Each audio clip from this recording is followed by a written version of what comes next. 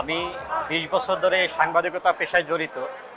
আমি এদেশের প্রথম শ্রেণীর কাগজ দৈনিক সংবাদ, দৈনিক ইনকিলাব, মানবকণ্ঠ, বর্তমান, তারপর মুখপত্র পত্রিকার সম্পাদক। আমি এই ২০ বছর ধরে সাংবাদিকতা করেছি, মাঠে ময়দানে করেছি, দুর্নীতি নিউজ করেছি, মানুষের নিরীহ মানুষদের দুর্দশাগুলো আমার হাতে ধরে আমি লিখেছি।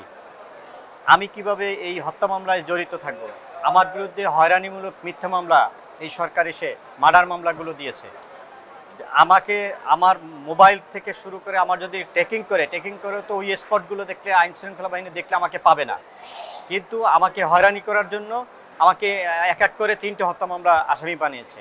এই ৩টে হত্যা মামলায় আমাকে কারাবরণ করতে হয়েছে এবং আজ কারাবরণ করার পরে আমার এই আদালতের বারান্দায় আমার দৌড়াতে হচ্ছে, আবার জামিন নিতে হচ্ছে, জামিনের মেয়াদ বৃদ্ধি করতেছে। তারপরে হচ্ছে আমাকে এক প্রকার হয়রানির মুখে মামলা রাখছে।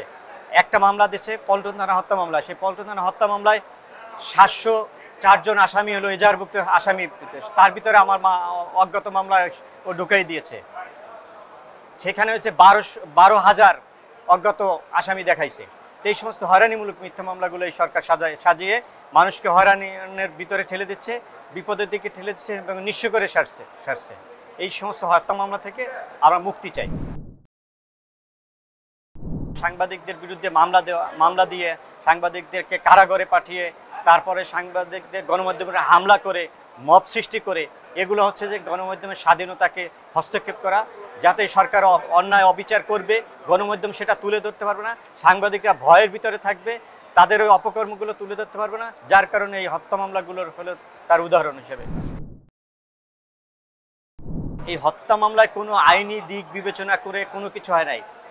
আমার বাসা হচ্ছে মগবাজার, আমার বাসা থেকে আমাকে অ্যারেস্ট করেছে, তা আমাকে মামলা দিয়েছে পল্টন থানায়, যেটাকে ওই থানা ওই জোনের ভিতর আমাকে ডিবি বাসা থেকে অ্যারেস্ট করে নিয়ে আসছে।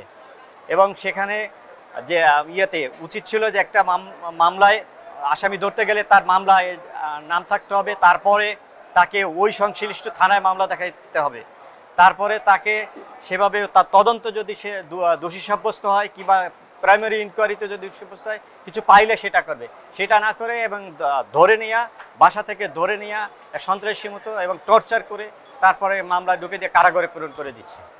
মূলত এটা আসলে কি যে সরকারের মানে চরিত্রটা উন্মোচন হচ্ছে যে তারা গণমাধ্যমকে স্বাধীনতাকে হস্তক্ষেপ করা উদ্দেশ্য হলে যে সাংবাদিকদেরকে হয়রানি করার উদ্দেশ্য।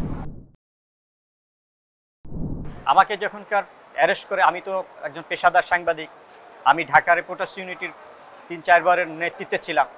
তা আমাকে যে আমার মতাদর্শ থাকতেই পারে, আমি মতাদর্শ মুক্তিযুদ্ধের চেতনার পক্ষে, বঙ্গবন্ধুর আদর্শকে লালন পালন করি, তার মানে এই না আমি অপরাধী কিনা সেটা পুলিশে যাচাই করা উচিত ছিল। আমি অপরাধী না, তারপরও আমাকে বাসা থেকে ধরে নিল, ধরে বাসায় ঢুকেই আমার দরজা ভেঙে আমাকে টর্চার করছে, আমার কানের উপরে আঘাত করছে।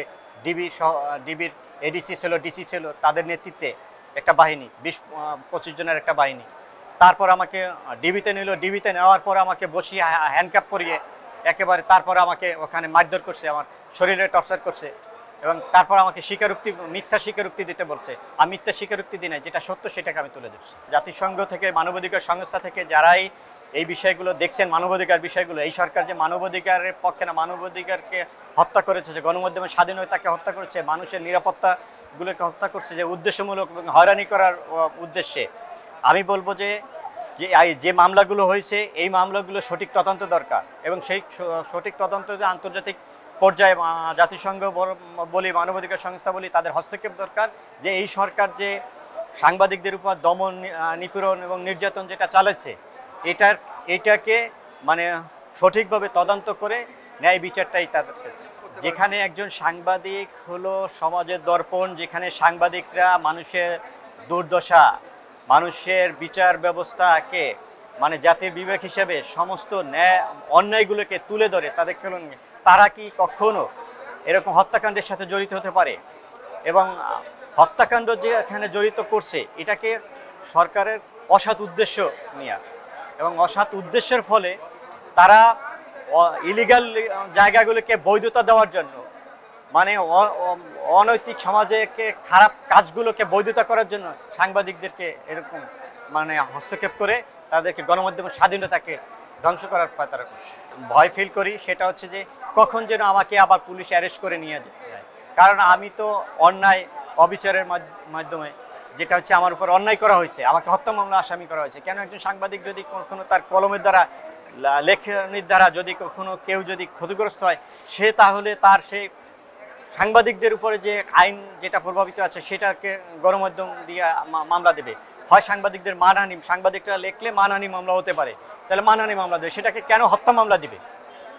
আমার উপরে, আমার লেখার উপরে যদি কোনো ক্ষুব্ধ হয় কেউ, তারা আমাকে সেই আমার লেখনীর মাধ্যমে আমাকে মামলা দিতে পারে, কিন্তু আমাকে হত্যা মামলা দিয়া আসামি দিয়ে এখন আমাকে ভীতু সৃষ্টি করে রাখছে।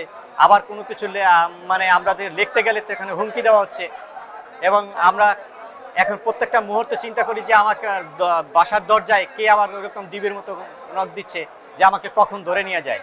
যার কারণে এইভাবে সাংবাদিকদেরকে একের পর এক মামলাগুলো থেকে এখনো পর্যন্ত সব সাংবাদিকগুলোকে মানে কেউ নিরাপদ ফিল করতেছে না কেউ, এবং নিজেদের ইচ্ছা মতন যে তারা কথা বলবে কিংবা তাদের লেখনী লিখবে, কারণ এই সরকারের অবৈধ হস্তক্ষেপের কারণে।